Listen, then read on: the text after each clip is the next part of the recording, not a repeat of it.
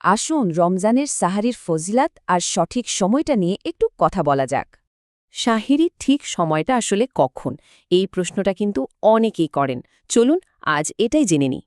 সাহেরি মানে হল রোজা রাখার নিয়তে সুবহে সাদিকের আগে যে খাবারটা খাওয়া হয়। মনে রাখতে হবে, সাহারি খাওয়া কিন্তু একটা সুন্নত, মানে এটা আমাদের নবী সাল্লাল্লাহু আলাইহি সাল্লামের একটা আমল। অনেকেই ভাবেন সাহুরিতে বুঝি একদম পেট ভরে খেতে হয়। ব্যাপারটা কিন্তু মোটেও তা না। জানেন, এমনকি ১-২ ঢোক পানি খেলেও কিন্তু সাহরির সুন্নাত আদায় হয়ে যায়। হ্যাঁ, এই ছোট্ট কাজটাই এই বরকতময় সুন্নতটা পালন করার জন্য যথেষ্ট।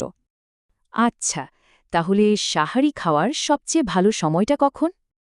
সবচেয়ে ভালো হলো সাহারি একদম শেষ সময় খাওয়া, মানে সুবহে সাদিক শুরু হওয়ার ঠিক আগ মুহূর্তে। এ ব্যাপারে নবীজি সাল্লাল্লাহু আলাইহি ওয়াসাল্লাম নিজেই বলেছেন, আমাদের নবীগণকে ইফতার তাড়াতাড়ি আর সাহারি দেরিতে করতে বলা হয়েছে। আর দেখুন, নবীর সাহাবিরাও ঠিক এটাই করতেন, ইফতার করতেন তাড়াতাড়ি আর সাহারি করতেন দেরিতে।